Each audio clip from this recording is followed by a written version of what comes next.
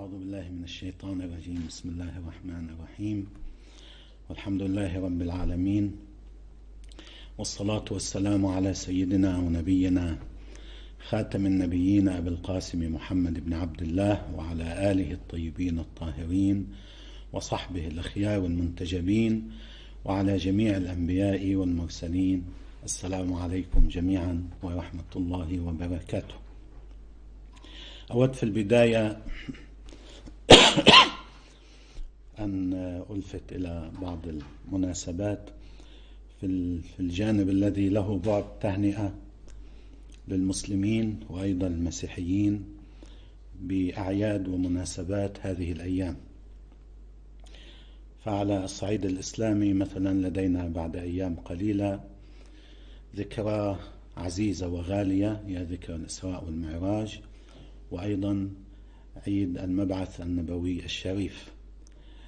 التهنئة أيضا لكل المسلمين بمناسبات شهر رجب المباركة، والتهنئة للمسيحيين في عيد البشارة، والتي نلتقي كمسلمين ومسيحيين على التعظيم والتقدير الكبير جدا للسيدة مريم وللسيد المسيح عليهم السلام. في جانب آخر وأيضا في هذا المجال هناك شعوب إسلامية تحتفي في مثل هذه الأيام ببداية العام الهجري الشمسي. الشعب الإيراني والإخوة الأكراد في أكثر من بلد، وبعض شعوب آسيا الوسطى أيضا لهم التهنئة والتبريك. في الجانب الآخر هناك مناسبات للعزاء، في مقدمها بعد أيام قليلة ذكرى استشهاد الإمام موسى الكاظم عليه السلام، وهذه الذكرى التي تحظى في العراق عادة باهتمام كبير جدا وبالغ جدا.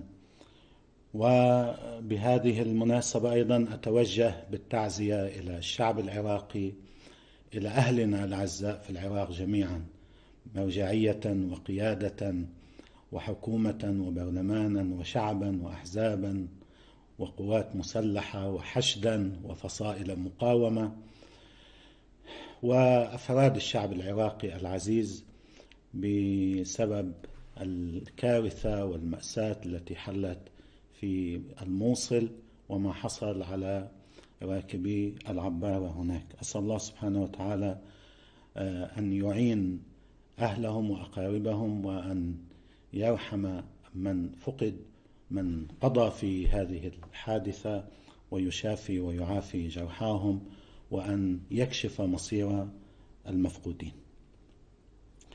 أيضا يجب أن نتوجه بالتحية والتقدير الكبيرين لصمود أهلنا في قطاع غزة أمام العدوان أمس واليوم، لصمود شعب غزة ومقاومة غزة وفصائل غزة ومواجهتهم لهذا العدوان بكل بسالة وبكل شجاعة.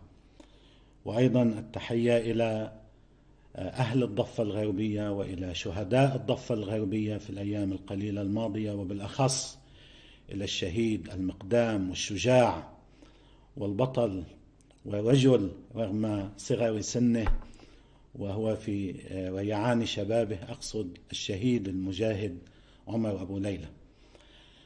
وأيضا إلى الأسرى الفلسطينيين في السجون الذين خاضوا مواجهات باسلة وقوية خلال الأيام القليلة الماضية.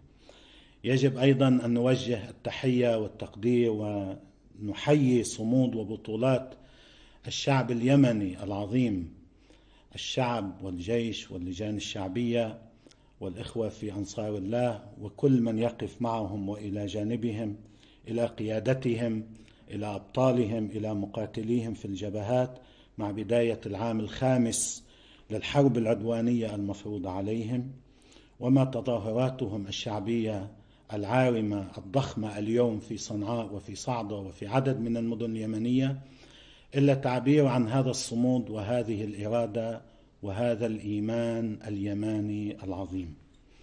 أيها الإخوة والأخوات، حديث اليوم كان يهدف بالأساس إلى التعليق على زيارة وزير الخارجية الأمريكي بومبيو إلى لبنان، وما أدلى به من تصريحات وما عقده من لقاءات وما طالب به المسؤولين اللبنانيين والقوى السياسية اللبنانية من مواقف.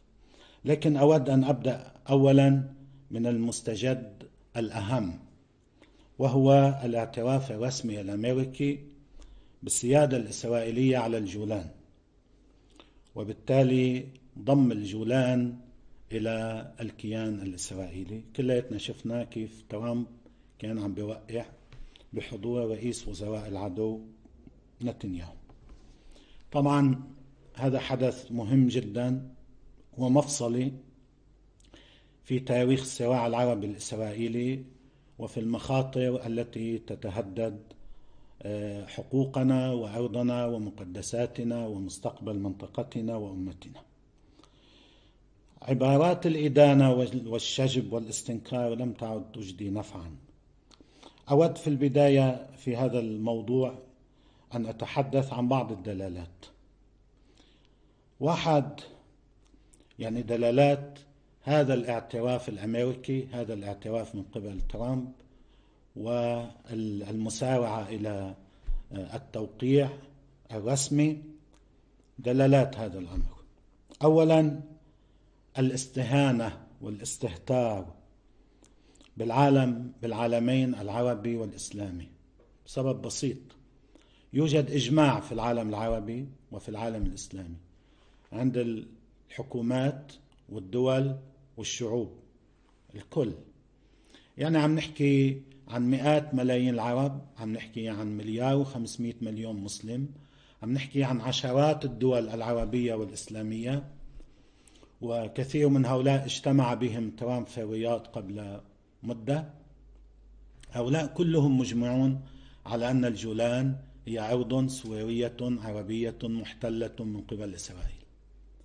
هو استهان بكل هؤلاء واستهتر بكل هؤلاء، ولم يعنه على الإطلاق أن هؤلاء يرفضون، ينزعجون، يهانون، لا ينسجم مع قناعاتهم، هذا يسيء لهم أمام شعوبهم. هذا كله لم يكن له أي قيمة وأي مكان وأي اعتبار في حسابات ترامب عندما أخذ هذا القرار. وهذه طبعا هي نقطة إجماعية، بمعزل عن خلاف بعض الدول وبعض الأنظمة مع القيادة في سوريا أو الدولة الحالية في سوريا. ترامب إذا تصرف هكذا، وفي مقابل كل هذا الوضع العربي والإسلامي، وكثير من هذه الدول العربية والإسلامية هم إما حلفاء لأمريكا وإما أصدقاء لأمريكا، هم ليسوا أعداء، ليسوا خصوما، ومع ذلك هو تصرف بهذه الطريقة.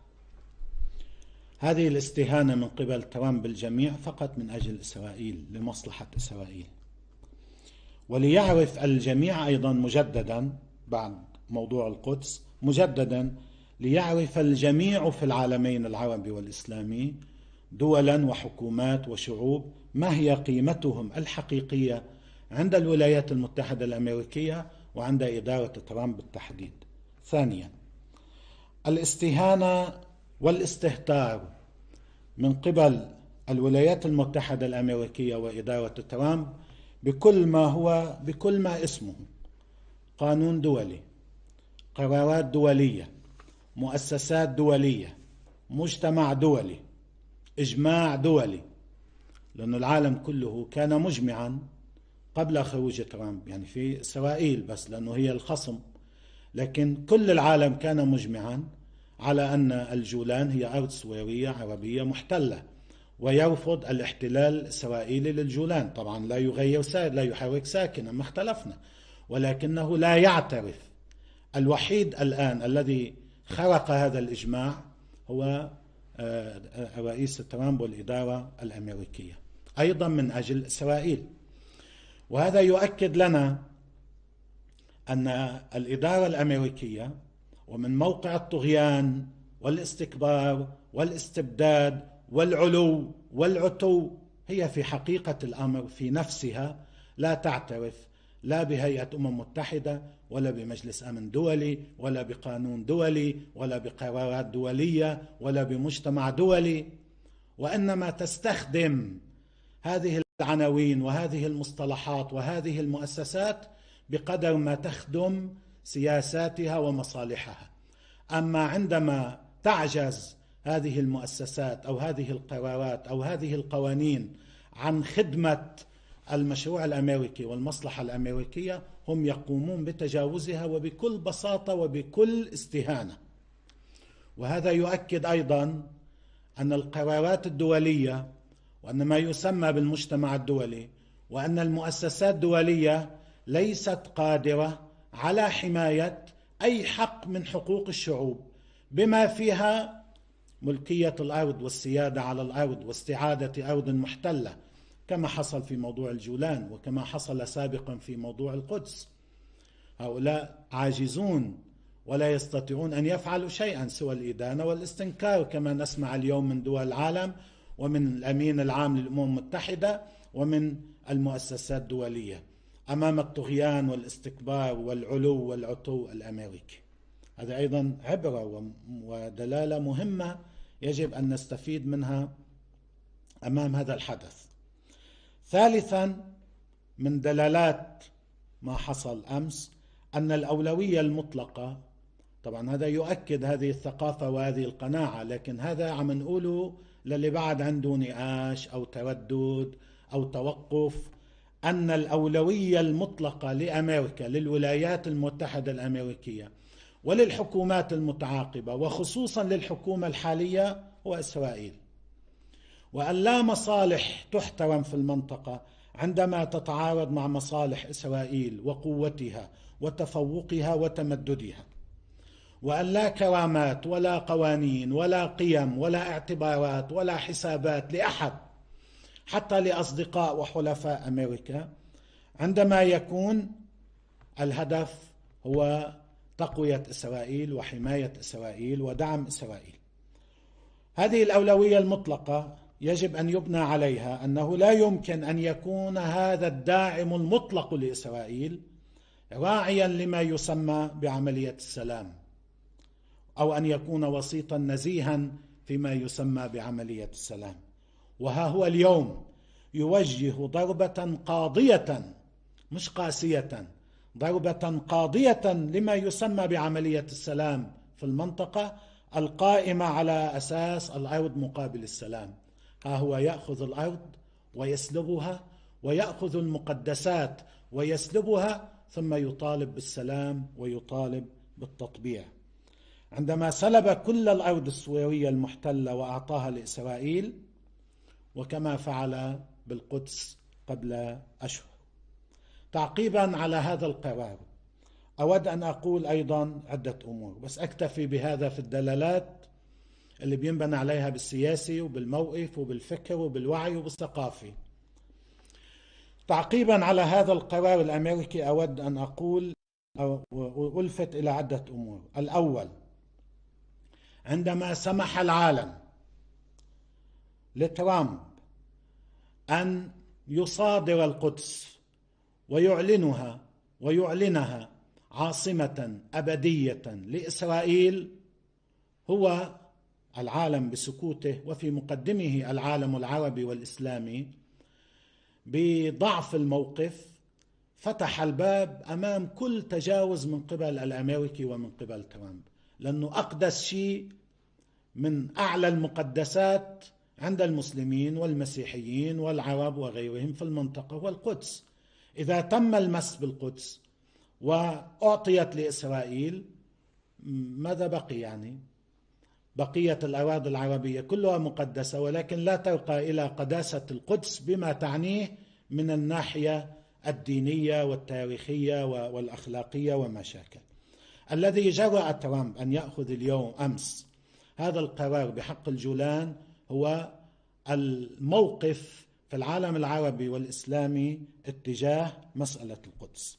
ولذلك علينا أن نتوقع، وأقول هذا للشعوب العربية والإسلامية وبالدرجة الأولى لإخواننا الفلسطينيين، علينا أن نتوقع بعد مدة أن يخرج ترامب ويقول أنه يعترف بالسيادة الإسرائيلية على الضفة الغربية، باعتبار هذا مطلب إسرائيلي ومطلب صهيوني أصلا، هم عندما بينظروا بيقولوا نحن الأرض تبعنا أرض الميعاد التي يدعون هي يهوذا والسامرة، وموضوع كثير من يمكن جزء من الأرض الفلسطينية الحالية ليس لديها قداسة الضفة الغربية بالنسبة للخلفية اليهودية للصهاينة.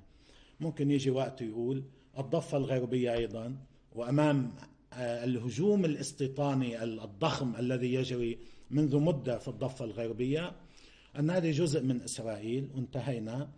فلسطين أيها الشعب الفلسطيني، فلسطينكم هي غزة، وسنفاوض في صفقة القرن مثلا الدولة المصرية لتعطيكم جزءا من أرض سيناء، قد نشتريها أو نستبدلها بأموال عربية وليس بأموال إسرائيلية أو أمريكية، وهي صفقة القرن وانتهينا. بعد الجولان علينا أن نتوقع في أي وقت، في أي يوم، في أي ساعة، أن يخرج ترامب على العالمين العربي والإسلامي ويعلن الاعتراف بالسيادة الإسرائيلية على الضفة. الأمر الثاني أن الرد الحقيقي من العالم العربي، وأقول عن العالم العربي لأنه في شيء له علاقة بجامعة الدول العربية، طالما عم نقول في شيء ممكن، نعم في شيء ممكن، بس بده شوية شجاعة ورجولة. هذا اللي الأمريكان بيطالبوا فيه، شوية شجاعة ورجولة. كان يجب أن يكون الرد في موضوع القدس هو ما سأدعو إليه في موضوع الجولان. بعد مدة، بعد فترة وجيزة، هناك قمة عربية في تونس. طيب، لا عم نقلكم اعملوا حرب ولا أعلنوا الحرب على إسرائيل ولا شيء. في شيء اسمه المبادرة العربية للسلام، اللي هي عمليا ماتت والإسرائيلي ما معترف فيها وما شايفها ومش بين عليها، مع ذلك لها قيمة سياسية أو معنوية معينة.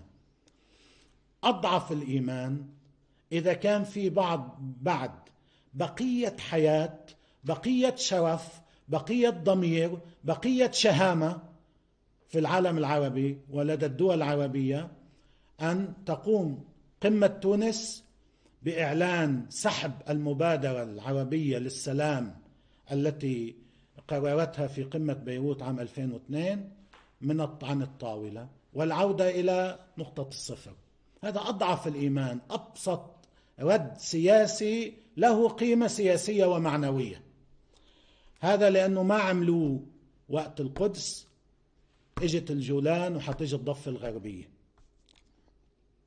طيب، النقطة الثالثة والأخيرة في هذا الموضوع هو أنه يجب أن يقتنع من ما زال مترددا وحائرا، ومن ما زال تائها بين الرهانات والخيارات، أن الخيار الوحيد أمام هذه التجربة موضوع القدس قبل أشهر وموضوع الجولان بالأمس، أن الخيار الوحيد أمام السوريين ليستعيدوا الجولان واللبنانيين ليستعيدوا مزارع شبعة وتلال كفر شوبة والجزء اللبناني من أرض الغجر ويحصلوا على حقهم الكامل في الموارد المائية والنفطية والغازية ومشاكل.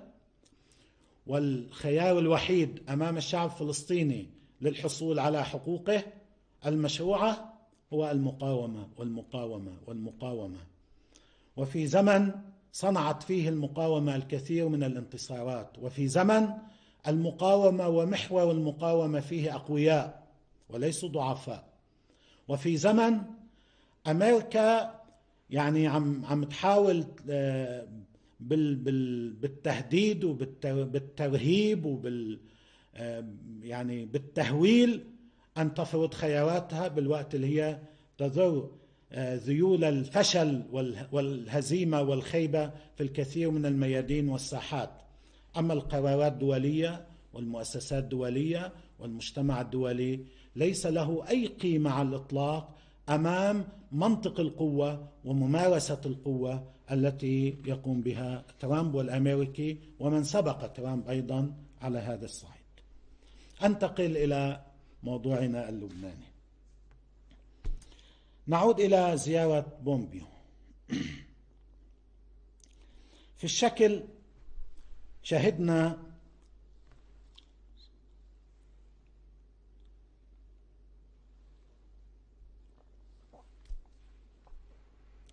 في الشكل شهدنا جميعا في الأيام القليلة الماضية وزير خارجية أقوى دولة في العالم بعد أن عقد لقاءات وزيارات، ثم جاء إلى وزارة الخارجية اللبنانية وعقد مؤتمر صحفي بحضور وزير خارجية لبنان. شاهدنا وزير الخارجية يقرأ نصا مكتوبا، يعني ما في ارتجال بالكلام، قاعد عم يحسبهم كلمة كلمة، وذكر فيه اسم، هلا بنحكي بالشكل، هلا بيجي للمضمون، وذكر فيه اسم حزب الله. هلا شفت انا بعض وسائل الاعلام شيء قال 26 مرة، 21، 22، هلا مدري بالعد، على كل حال حسب النص اللي عند كل واحد. النص اللي عندي انا قلت لهم للاخوان عدوا لي اياه، انا مش فاضي اعدهم، طلعوا 18 مرة اسم حزب الله خلال دقائق، والملفت انه ذكر اسم ايران 19 مرة يعني 18 مرة حزب الله و19 مرة ايران، وبلغة حادة، ورفض الإجابة على أي سؤال من قبل الصحفيين الموجودين في وزارة الخارجية. يعني واحد عم يعطي بلاغ ويمشي. هلا هذا بالشكل بيقدر كل واحد بيقرأ استكبار، بيقرأ علو، أيضا بيقرأ ضعف في المنطق، لأنه كان ممكن الصحفيين والإعلاميين يوجهوا له مجموعة من الأسئلة بالتأكيد ستكون محرجة وقوية، ولكن هو هرب من المنطق ومن العقل ومن الإعلاميين اللبنانيين. طيب، في الشكل أيضا نحن يسعدنا أن نصبح وأن نكون على تواضعنا. بالنهاية حزب الله يعني هو جزء من لبنان، لبنان قد ايه مساحته، وين حجمه، وين موقعه في المعادلة الدولية. مع ذلك أن يأتي وزير أقوى دولة مستكبرة في العالم ويعتبر أنه عدوه وخصمه ومشكلته وعقدته هو حزب الله، وهلا إيران بالنهاية دولة قوية بالإقليم لأنه بحكي عن حزب الله، ويذكر اسمه 18 مرة في خلال دقائق. طبعا كل اللقاءات التي عقدها مع المسؤولين الرسميين والحزبيين كان محورها لعله الوحيد هو حزب الله. بالشكل هذا لا يخيفنا بل لا يزعجنا وإنما يسعدنا. حتى أمس هو عم بيوقع ترامب على تبع قرار الجولان، وعم يحكي الأسباب الموجبة، أيضا يذكر اسم حزب الله. جيد. في الشكل أيضا يسعدنا أن تكون أمريكا، الإدارة الأمريكية إدارة ترامب غاضبة منا إلى هذا الحد، لأنه في ثقافتنا أن الإدارة الأمريكية هي الشيطان الأكبر، وعندما يغضب الشيطان الأكبر منا فهذا يؤشر في مكان ما على رضا الله سبحانه وتعالى علينا. ونحن ننتمي إلى مدرسة تقول عندما ترضى عنا أمريكا يجب أن نعيد النظر بمواقفنا وبالتزامنا الديني والوطني والقومي وبهويتنا وبذاتنا وبماهيتنا، لأن رضا الشيطان الأكبر عنا دليل أنه نحن في عنا مشكلة. عندما يرضى عنا أو عندما يمتدحنا أو عندما يتبنانا معناتها في مشكلة في موقفنا وفي وضعنا. عندما جاء بومبيو وقال ما قال عن حزب الله في الجلسات الداخلية وفي العلن، هذا جعلنا نطمئن ونزداد إيمانا ويقينا وبصيرة ووعيا ووضوحا في أننا في الموقف الصح، في أننا نحن في انتمائنا الفكري والعقائدي والديني والوطني والقومي، وفي سلامة موقعنا وخياراتنا.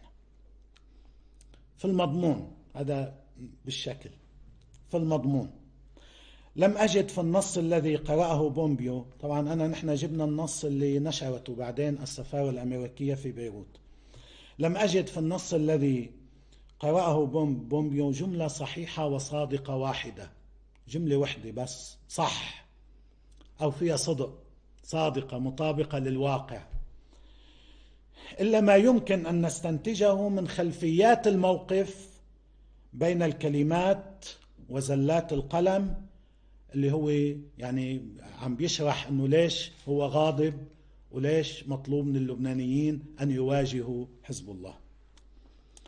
قبل أن أدخل إلى بعض البنود لتفنيدها، تفنيدها هون لنكون نحن على وعي، لأنه هاي مش قصة أنه والله في واحد إجا على لبنان حكي كلمتين ومشي. أنا مش مع هذا التبسيط.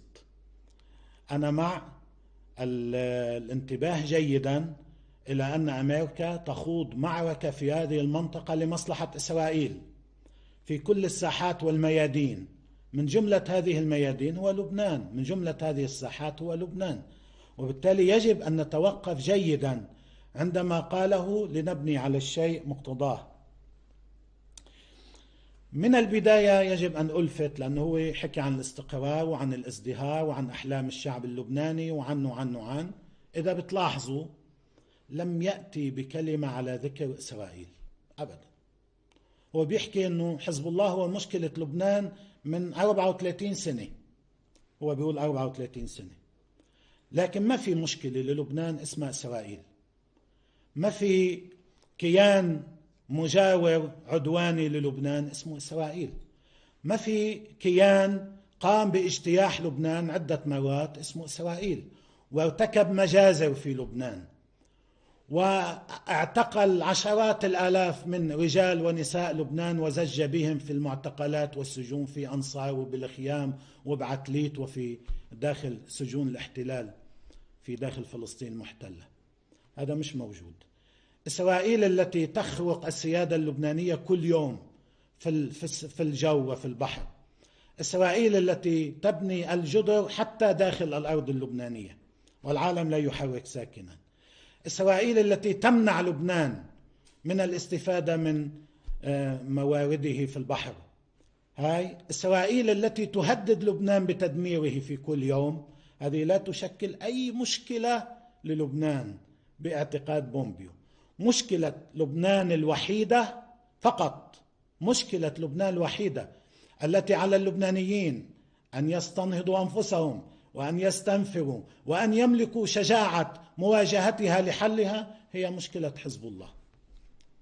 هنبلش من هاي الكذبة الكبيرة. هل هذا صحيح؟ أنا أوجه الخطاب للشعب اللبناني ولكل المسؤولين اللبنانيين، هل هذا صحيح؟ هل حتى الذي يعتبر أن حزب الله مشكلة، لكن هل حزب الله هو المشكلة الوحيدة في لبنان كما قدمها السيد بومبيو؟ طيب، إذا دخلنا إلى النص ناخذهم بند بند وإن شاء الله بشكل سريع بالوقت المتاح.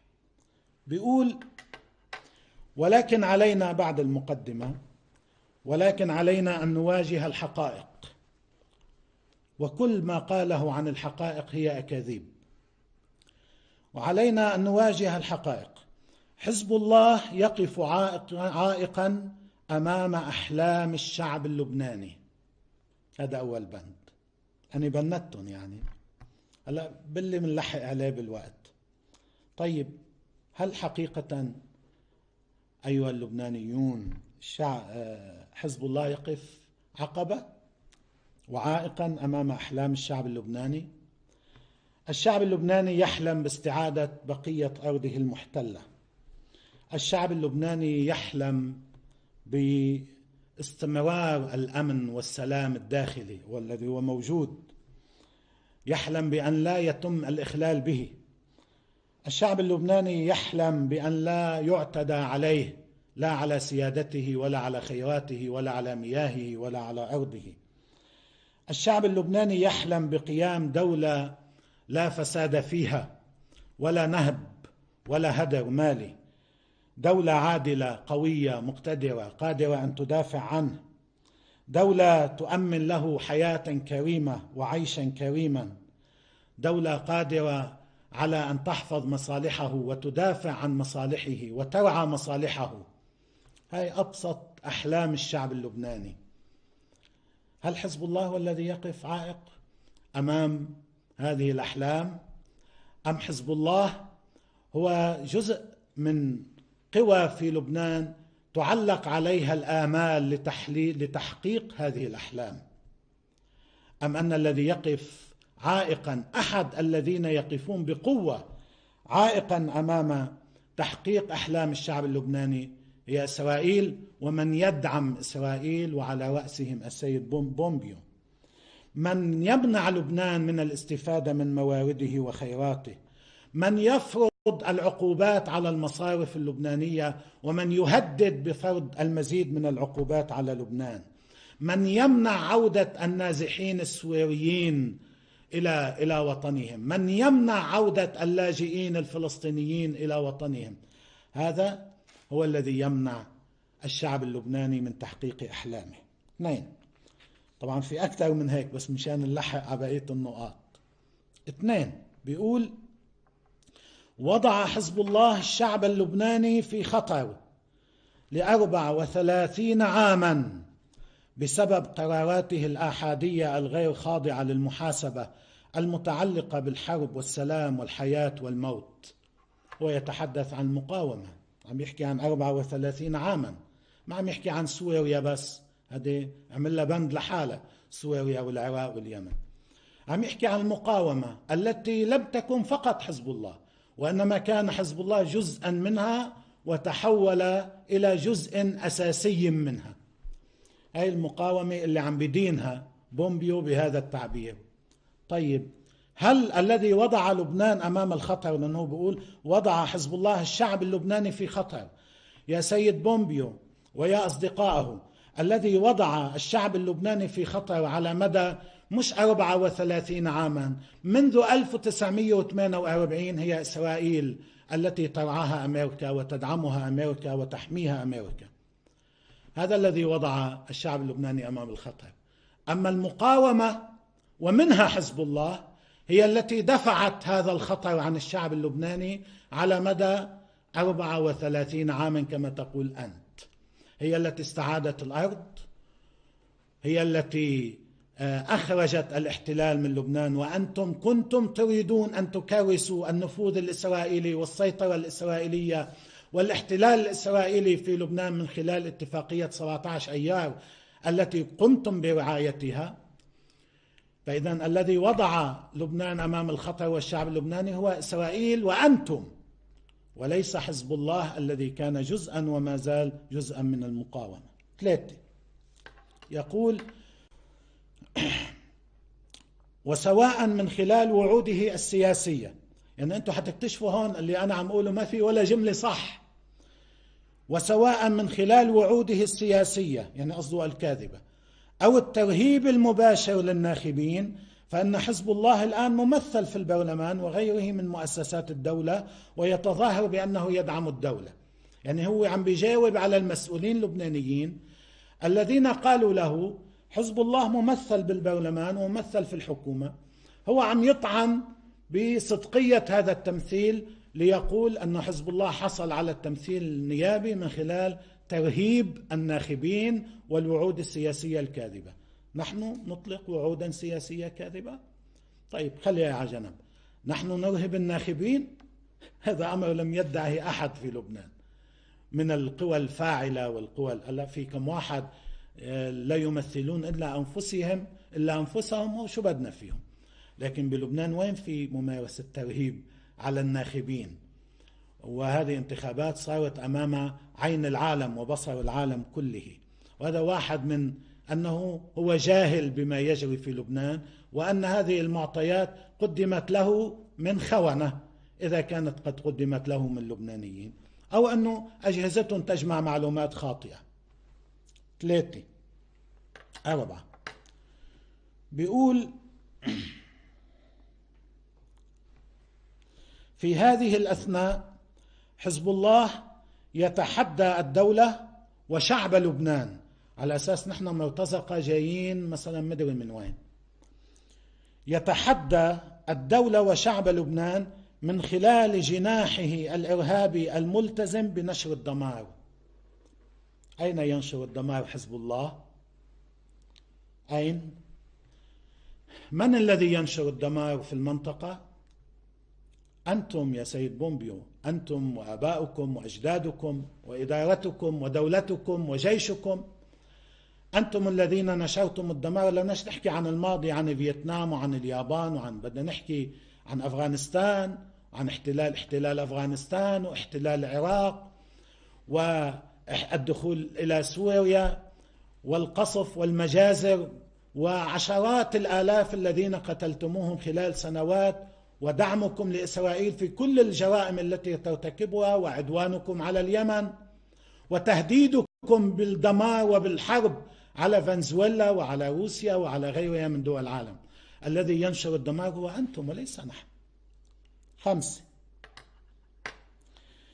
بيقول إن حملات حزب الله المسلحة منافية تماما لمصالح الشعب اللبناني.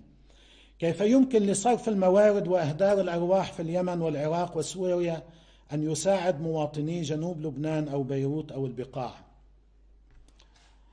طبعا في ملاحظة دقيقة هون، لأنه هذا نص مكتوب مش عم يرتجل، أنه ما قال أن يساعد مواطني لبنان، قال يساعد مواطني جنوب لبنان أو بيروت أو البقاع، وهذا خطاب يتوجه به إلى البيئة الحاضنة لحزب الله بالتحديد، يعني بدرجة أخص للشيعة في لبنان.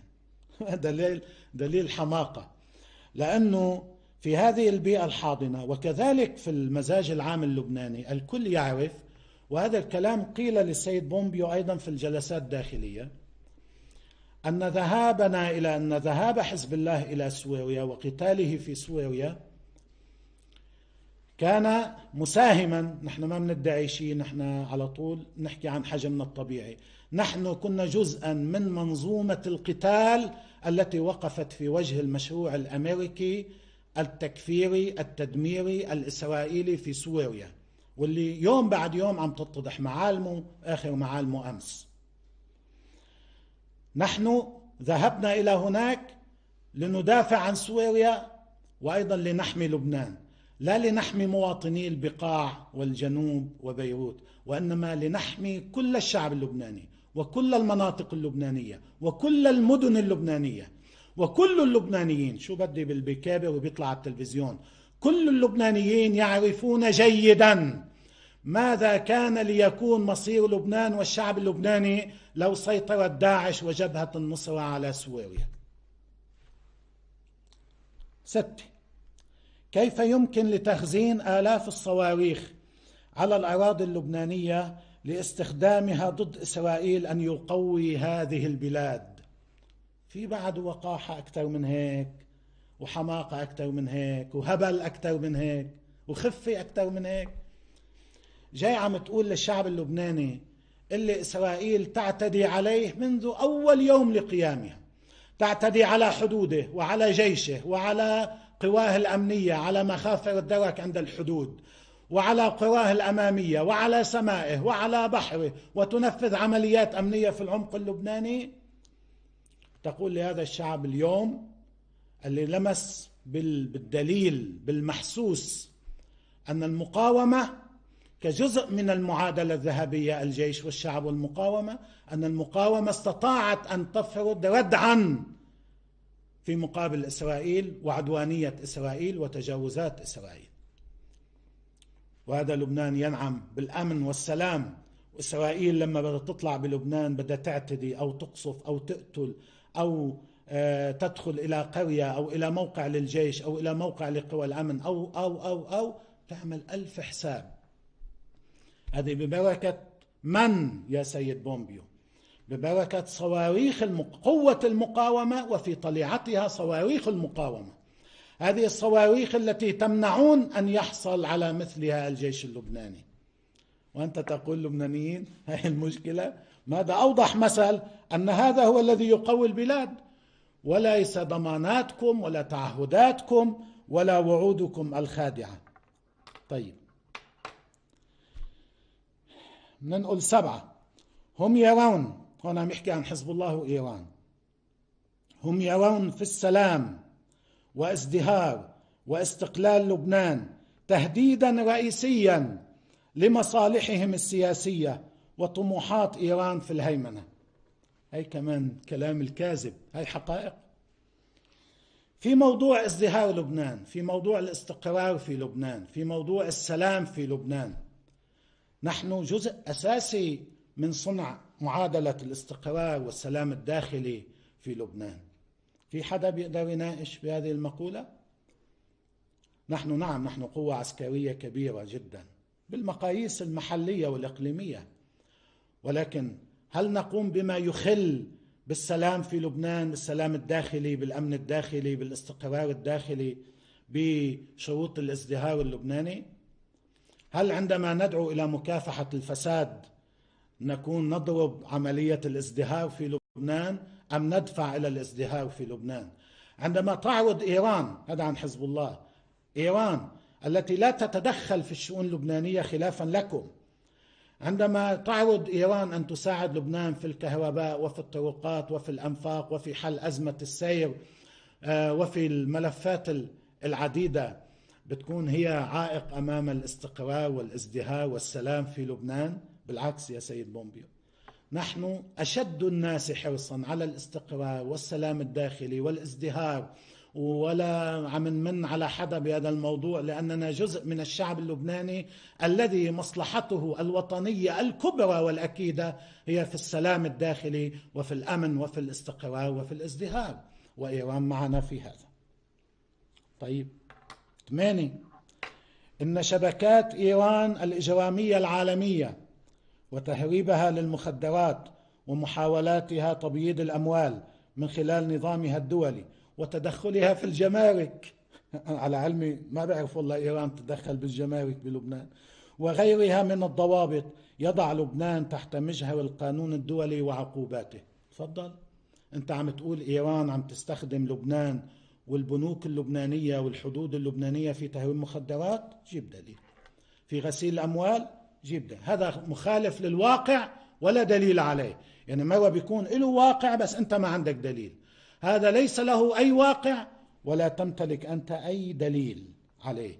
هذه مجموعة من الافتراءات والأكاذيب والاتهامات التافهة التي ليس لها أي معنى على الإطلاق.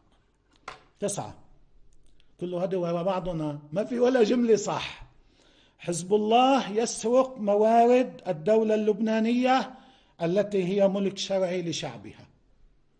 نحن سرقنا؟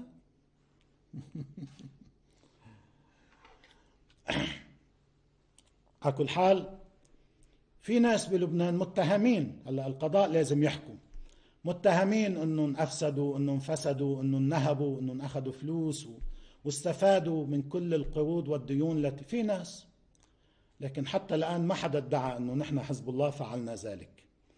واللي بيدعي، انا قلت في خطاب قبل مدة، ادعوا علينا على القضاء اللبناني اذا حدا عنده هيك قناعة او عنده هيك دليل. هذا كلام يعني ما بيحتاج كتير نوقف عنده. نحن أحرص الناس، نحن نؤمن بأن مال الدولة محترم ومال الدولة حرام من الناحية الشرعية، ولا يجوز لأحد أن يستغل قرشا واحدا أو ليرة واحدة، نذكركم بأيام القروش، من أموال الدولة اللبنانية خلافا للقانون.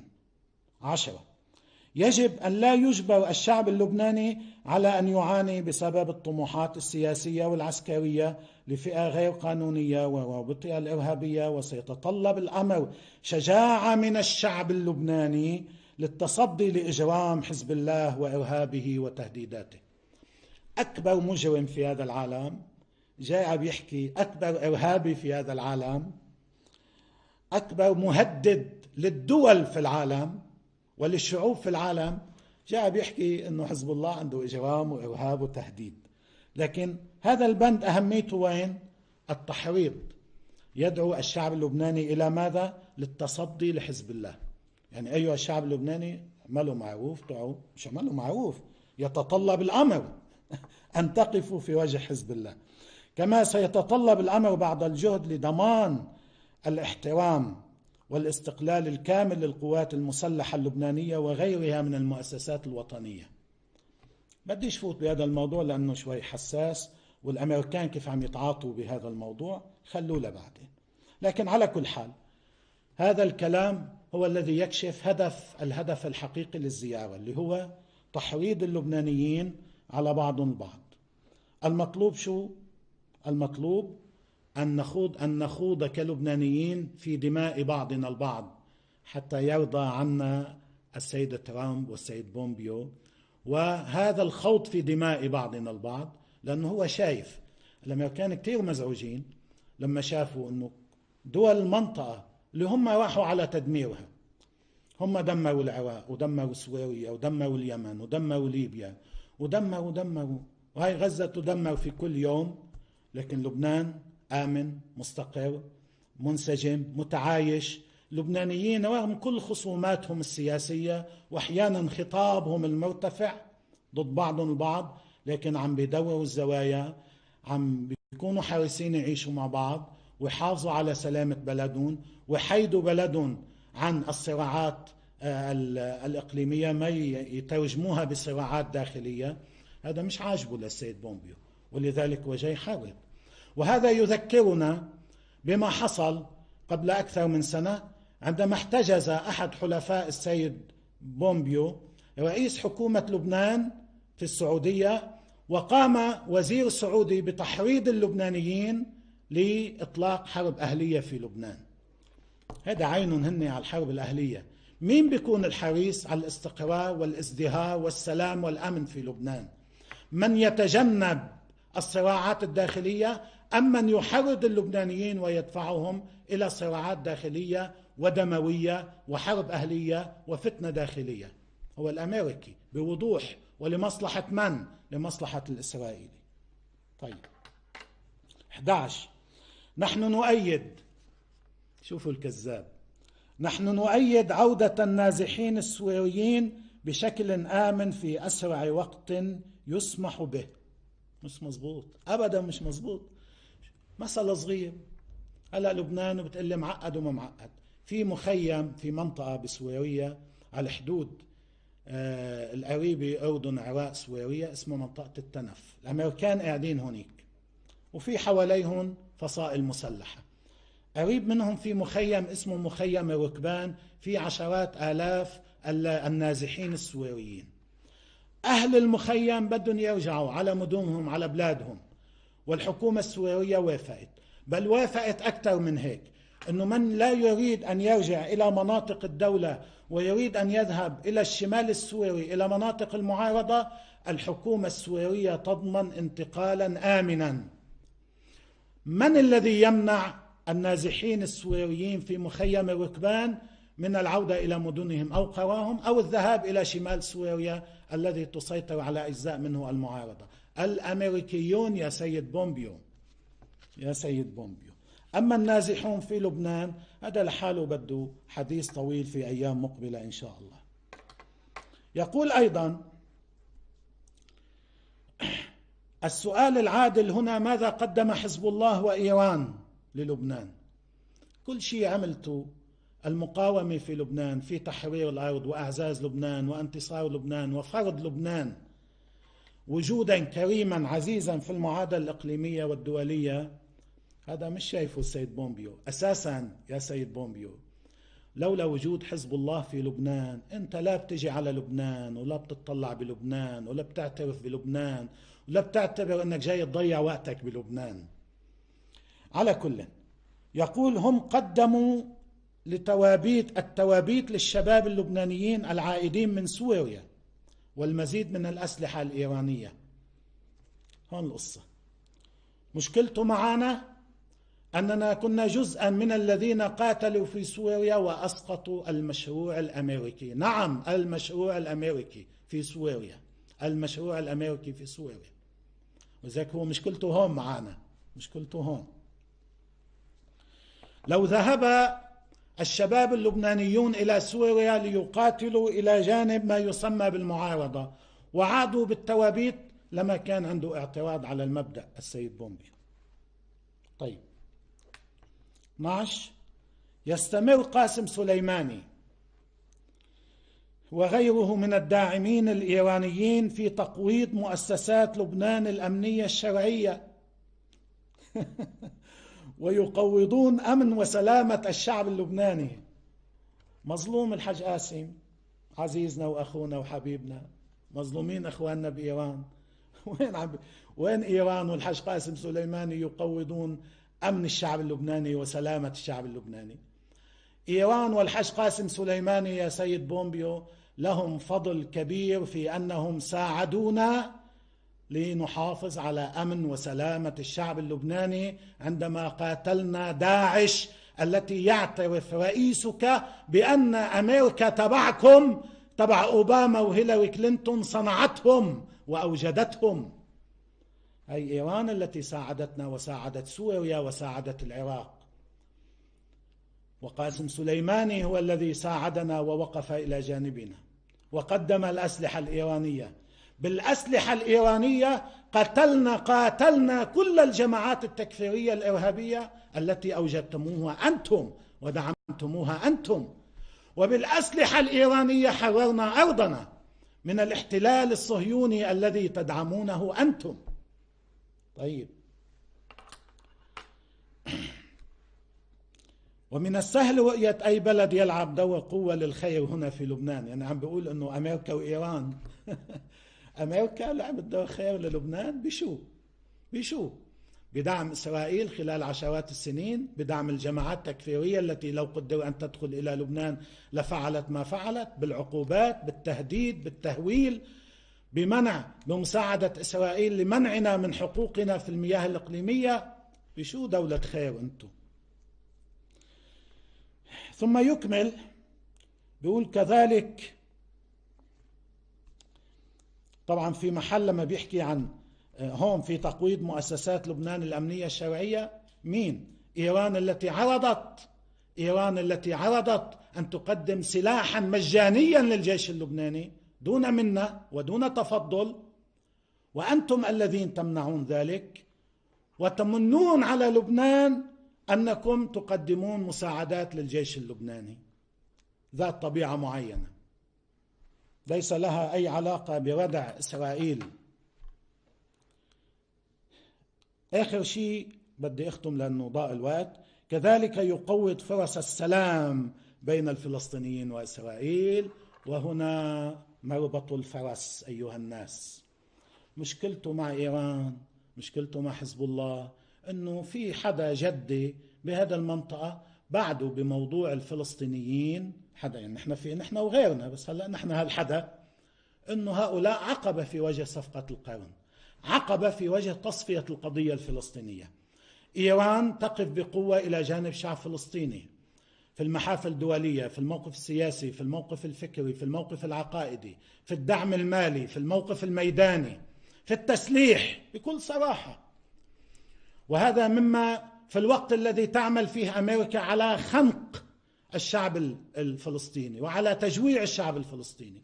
موضوع الأونروا، موضوع قطع المساعدات، موضوع إقفال مكاتب منظمة التحرير، موضوع من أجل أن يخضع الشعب الفلسطيني وييأس ويقبل بالفتات. تطلع إيران واقفة بعد عند الشعب الفلسطيني. هاي المشكلة الحقيقية، أن إيران تقف إلى جانب الشعب الفلسطيني الذي تريد إدارة ترامب أن تصفي قضيته وأن يفرض عليه التوقيع على تصفية القضية، أن يقبل بعدم عودة اللاجئين الفلسطينيين، أن يقبل بتسليم القدس عاصمة أبدية لإسرائيل، أن يتخلى عن أرضه، أن يقبل بالفتات. هاي مشكلة سيد بومبيو مع إيران، مو موضوع مخدرات وما مخدرات الكلام الفاضي هذا. على كل أكتفي بهذا المقدار، ولا إذا بتكملوا ده بنكمل هيك يعني من نضل قاعدين نحكي ساعات. حقيقة أنا لم أجد جملة صادقة واحدة أو صحيحة واحدة في كل ما قاله هذا الرجل. على كل الأهم نختم هلا إن شاء الله موضوع اليمن والموضوعات الأخرى. أنا عندي كلام قريب خلال الأيام القليلة المقبلة، ناخد وقتنا نعطيه حقه. على كل هو جاء من أجل تحريض اللبنانيين على بعضهم البعض، التحريض التعبوي والتحريض الإعلامي والتحريض السياسي وتخويف اللبنانيين والتهويل على اللبنانيين. هلا أنا ما فهمت أنه باللقاءات الداخلية هو هدد بأنه إسرائيل بتعمل حرب، يعني فيما نقل إلينا عن اللقاءات الداخلية ما في هيك شيء.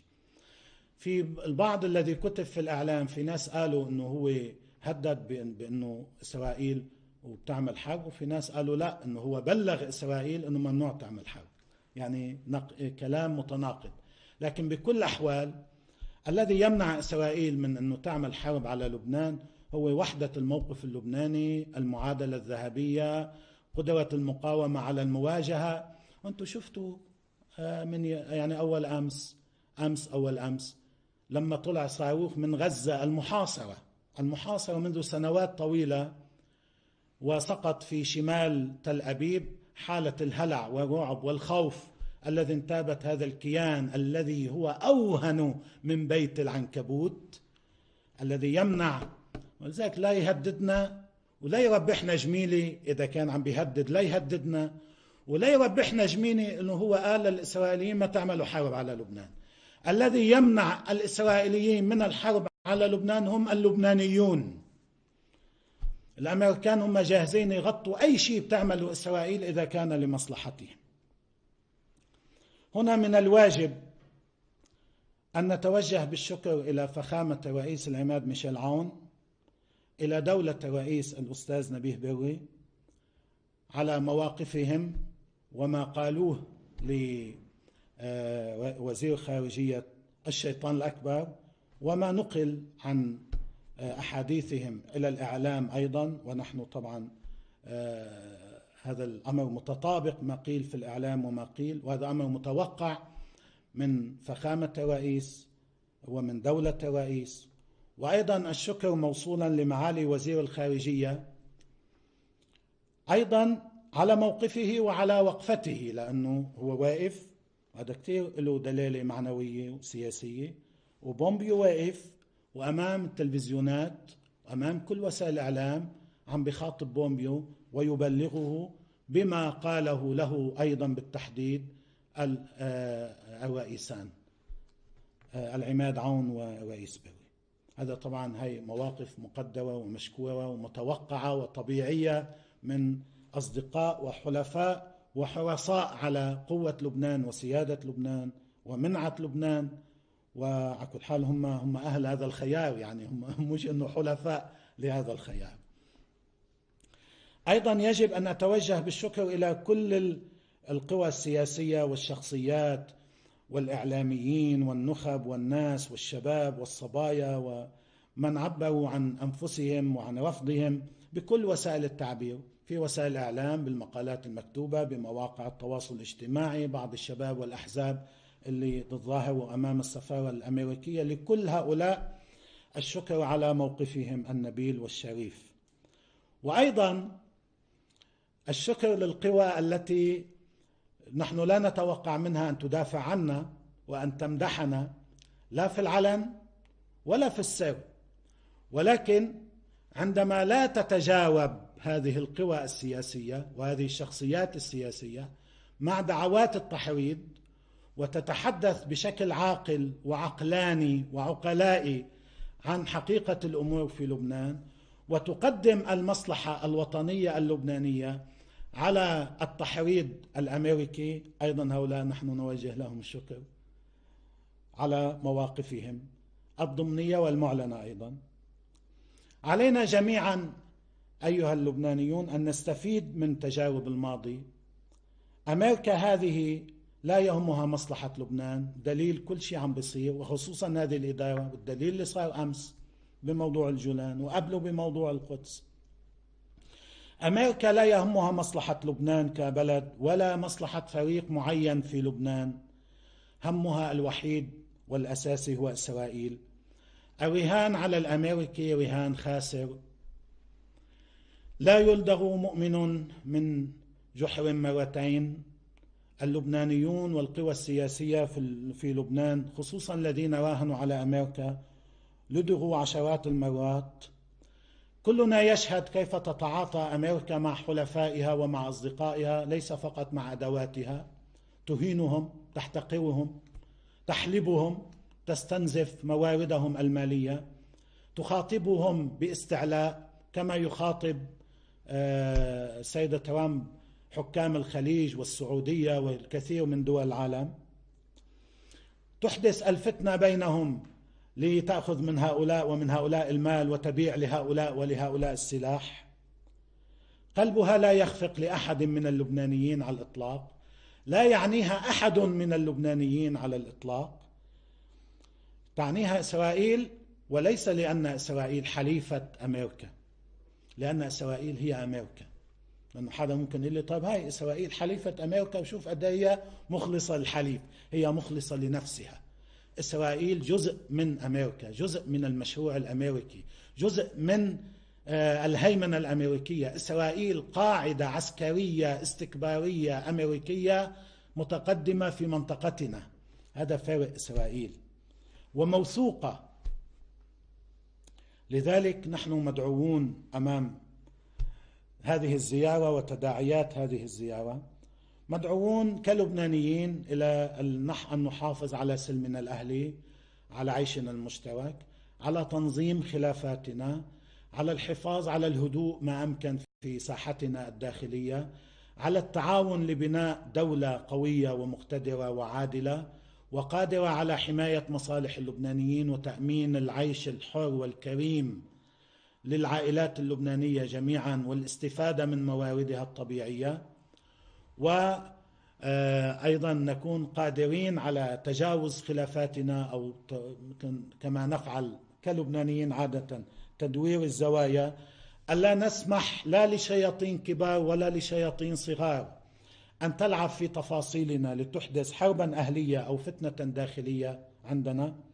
بالنسبة إلينا في حزب الله، نحن بعد هذه التجربة أشد التزاما، أولا اقتناعا بمسارنا وخياراتنا، وأشد التزاما بسلمنا الأهلي، بعيشنا المشترك، بدعمنا للدولة، لمؤسسات الدولة، للجيش اللبناني، للقوى الأمنية، للوحدة الوطنية، للتعاون بين اللبنانيين رغم الخلافات والخصومات والتباينات فيما يعني الوضع الإقليمي.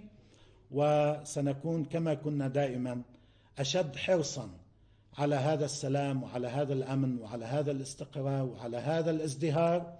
وأيضا كما فعلنا في السابق أن نوظف كل صداقاتنا وكل علاقاتنا لمصلحة لبنان وليس على حساب لبنان. على كل، هذه الزيارة التي توقع كثيرون أن تكون بداية لمرحلة خطرة في لبنان، أعتقد أن هذا الأمر تم تجاوزه بدرجة كبيرة جدا إن لم أقل بشكل كامل، بفضل وعي وحكمة وشجاعة المسؤولين اللبنانيين والقوى السياسية في لبنان. أما موضوع العقوبات خلي يكمل، ما هو قال بده يكمل بالوسائل السلمية، ما في مشكلة. طالما أن الظلم علينا خاصة فنحن سنواجه هذا الظلم وننظم أمورنا وندير أوضاعنا بما يبقينا أقوياء وصامدين، وسنبقى أقوياء وصامدين بكل تأكيد بعون الله سبحانه وتعالى.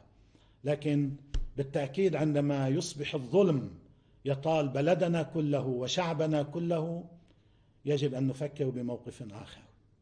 السلام عليكم ورحمة الله وبركاته.